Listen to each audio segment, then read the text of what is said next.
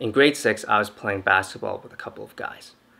And on the opposing team, there was this black boy. And he was really into the game, so to taunt me, he started using racist and anti-Asian language at me. That wasn't the first time I experienced racism, but that was the first time where I felt like my soul was stripped away from me, and that I was only seen by the color of my skin. Looking back at it now, I understand.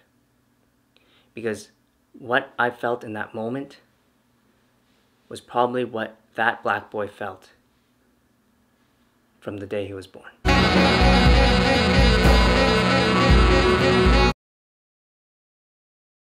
How are you feeling right now, and what do you think of the entire situation right now? With Black Lives Matter and or just all that crazy shit. Yeah. Everything in general, it's kind of like soul crushing for the human spirit. We've gone out and protested a few times, and for the first 2 days or something like that, there might have been like people who were looting, who were opportunists. But from what we've seen, it's been a lot of people from many different communities, a lot of white people, a lot of Asian people, a lot of brown people, all coming together to fight for this cause. But the police response, as you've seen all over, has still been very violent and still been super problematic. I'm scared that this entire event that we're having right now is just going to be another Trayvon Martin, another Ferguson. There's a big event and then it kind of just disappears again. The big difference with the George Floyd one is that watching this man die slowly and painfully and arduously, that's something that hasn't really been prevalent. It's been quick gunshots and people are gone. As tough as it is to say, that's easier to watch than it is to watch someone be suffocated. What is your general view on your experience as a black man? Racism was it was like a very real thing for me. When I was growing up in Cape Town, it was really bad there, right? Apartheid had just finished when I was like growing up. Coming to Canada, it's almost like it didn't even really faze me. At the same time, though, there's still definitely problems with racism in Canada, and especially in America. The system's still like designed to keep people of color and minorities down, especially Aboriginals around here for Canada. Yeah. Just by my skin color, they treat me different. It's the police and stuff. They have that set image like he's bad. When I had dreads, right, I looked pretty, I'm not gonna lie, I look pretty scary, maybe. You look like a billionaire, man. Like your hair, like it's natural, man. Like Yeah, it was the most natural my hair was. I remember walking down the street once, just in my neighborhood up in Heritage. It was getting dark. I'm just walking, listening to my music. Buddy from the other side of the street, just like, "Can I help you? Can I help you?" Like getting all mad. I'm like, "Dude, I'm just walking. Leave me alone." Like I live here, bro. I'm a really light-skinned person. I am half black, and she's Indian. And there was someone who came up to us at the party and said, "You're black, you're white, so you guys are gray together." Being lighter skinned, it made people feel more comfortable around me. They would let their own feelings about black people slip and kind of forget that I was also black. I had a friend group when I was going to college in Chicago, and like I remember one day they were making fun of Obama and calling him a monkey and a gorilla and stuff like that. I'm like, well, we're literally the same ethnicity, both biracial, black and white. What is the difference between me and him? Am I a monkey? Am I a gorilla? They had fully dissociated with the fact that I was black. Magna, for you, you're Indian, but you said you've been mistaken before as a black person. It's a really interesting perspective in that you might have faced the discrimination that a black person would have faced, yet you still don't face like the consequences of actually being black. She was the front desk person at a massage place in Santa Cruz. And she got fired because the people who were going there weren't comfortable leaving their bags with her because they believed that she was black.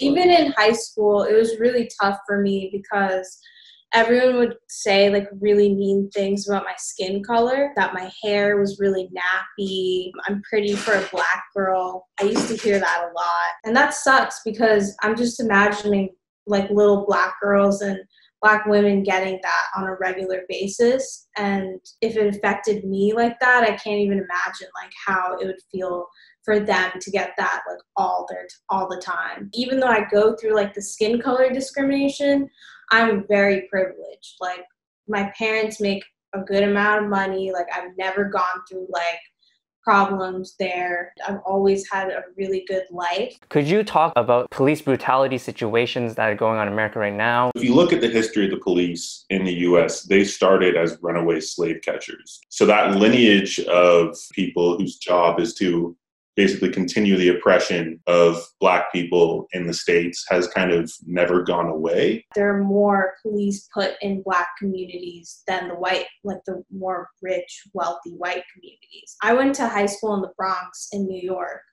and my school was predominantly Asian and white, even though it was in a very poor community of New York. But right next to us, we had a school that was predominantly Black people, and they had like so many police. They had to check their phones in every morning. They were scanned. It was just like really sad to see the contrast. What we're really pushing for is like defunding the police, put the money in better resources, like having art programs at schools or like helping kids learn meditation or cooking. Social workers and different people who can kind of respond to these issues before they bubble up. You know, stuff like that, instead of making sure police are in every Black community, like arresting people for stupid stuff. It's just not fair that we lose like so many lives. Unfortunately, there are anti-blackness thoughts in various cultures around the world. Obviously, like you have white supremacy and stuff going on at you. I want to explore kind of the relationship between like Asian culture and the Black culture. And if you've experienced any like Anti-Black from Asian culture? Yeah. Sure, 100%, man. When we were kids, I do remember when I wasn't allowed to come, like everyone else was allowed to come in my house. It was like, oh, Aiden, you can't come in. My mom, you know, like doesn't like Black people. I'm like, oh, okay, I'll just wait out here, I guess, you know. Oh my God. But at the same time, some of my closest friends are Korean, right? I've even been told before, like, yeah, you've got Black skin, but you're Korean at heart, man, you know? Like, I'm just like, oh, you know. It really depends on kind of where you grow up and what your experiences are. Yeah, because most Asian people in North America, we're kind of at that stage where we're first, second generation immigrants. Their experiences living in sort of the poorer neighborhoods in Vancouver would be with interacting with a lot of Black people. That early exposure to that kind of people kind of helped us out. But at the same time, as Asian immigrants, we tend to try and stick together. In the neighborhood where we ended up growing up, there wasn't a lot of Black kids, right? So I looked up statistics. It's like 1% Black, which is crazy. Because there's not that big of a Black population, a lot of people just feel like we can't engage in such a community if it's not there. Not being exposed to it on the day-to-day is not an excuse. You know, that lack of experience only kind of broadens our ignorance, and it just creates a hole that we have to really actively fill. The problem is I see it more in the American context between Asian and Black relationships. I had a lot of Chinese friends growing up, and some of the things they'd say was like really messed up. But then also a lot of people said really messed up things to them about like their appearance, their facial features, just like all the things. Like we've all been called so much messed up shit, you know? So that would make me feel like we'd be more sympathetic to the Black community. But in a way, it's made us like not like other races. So it's so weird. I think a lot of that is like the whole model minority myth situation too, and the idea, oh, here's a minority population that is thriving. Well, why can't Black people be like these people? And it's because of like the systemic problems that have been included in the way that this society was built. One of the cops during the George Floyd killing was Asian American. Our community is like still oppressing Black people. Anti-affirmative action is another way that they're oppressing them. It's basically like schools have a quota for including populations of different races, ethnicities, nationalities. People have been historically upset about that, saying that if my son is, for example, Indian, and there's another kid who's Black, but the Black kid has lower grades, Black kid is going to get in because they need more Black people in the school than they need more Indian people. Black students at my high school got so much shit when they would get into an Ivy. Our races historically have had like more privilege in terms of like accessing tutoring, and like I had so much tutoring my whole life. I don't think the Black community has that as much as we do. So that's why we need to like see the bigger picture instead of being like, they had the lower GPA, they shouldn't have gotten in.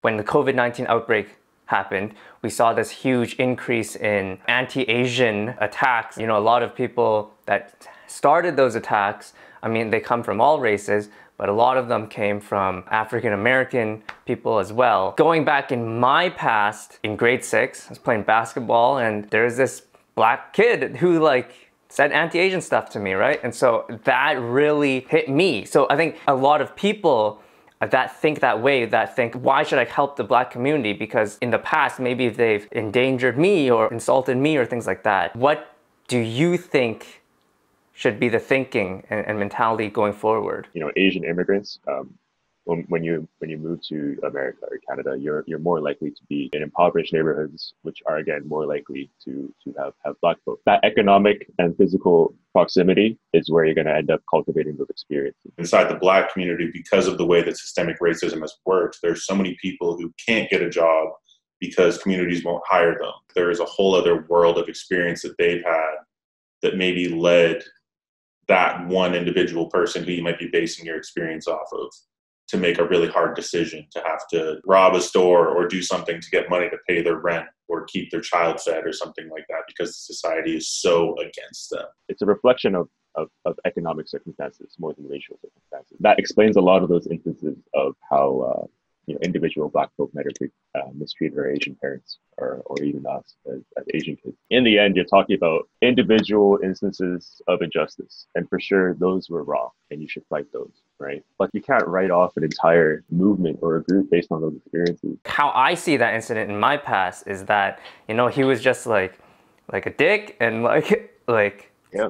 There's nothing really to do with the race or anything like that. At the same time, I want to stress that personal responsibility, I guess, because as soon as you kind of recognize that, it's really kind of imperative. You start making those concrete steps to improve yourself and learn and transform. You shouldn't make being a good human being to other people conditional on how they treat you. You shouldn't be like, you have to treat me good first for me to treat you good first. Your morality and your ethics should be uncompromising. People's relationship with other people comes down to like the relationship they have with themselves. Mm-hmm. They've got some demons that they need to work out. If you have been a victim of racism and then you continue with racist thinking and spread that racism on your side, you're just on the same level as them. You're no different. I think this is a perfect time to highlight one of my favorite quotes, Michelle Obama.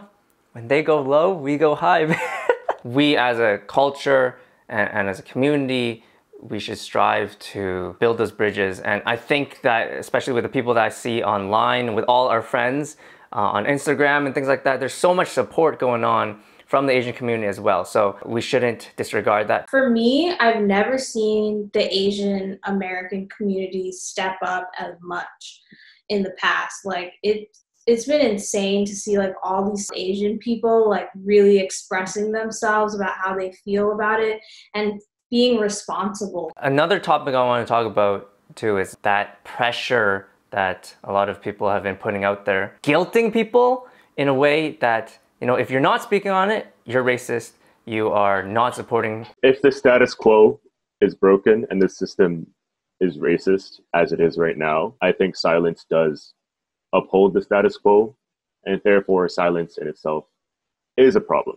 Mm-hmm. However, to me, a movement like this and this kind of wide societal change that needs to happen, yes, it needs to impact as many people as possible, and speaking out will kind of spread that much faster. But you have to get individuals to buy in as well. And if there's people who feel uncomfortable talking about this kind of stuff, and we're calling them out and kind of being, hey, why are you not speaking? This makes you a bad person. I don't think that's the way we should go, because to me, that might prejudice them the opposite way of what we're trying to get them to say, right? You're exposing them to another negative experience with that movement. If you're meeting that desire to get people to do more, but you're also kind of combining it with love and compassion, which is, to me, the key component. You join that and it's education. People have different ways of supporting, and there's so many different roles that people play in such a movement like this. If this movement's objective is to change the thinking of others, why are we shutting them down and not giving them that opportunity? People need to be mindful on how we navigate this situation. What are your final words or your final hopes on this Black Lives Matter movement and going Forward. We actually put it on a sign when we were protesting, was to respect Black lives in the way that you respect Black culture. My mom, she's a Black woman. She was alive in, the 60s, and she said that she never saw this amount of unity during the civil rights movement. There's a lot of hope, I think, coming from the Black community right now and coming from everyone about really trying to push these issues forward and knowing that it's a generational issue with the people who came before us and that it's our generation's duty to change that. No one's born racist.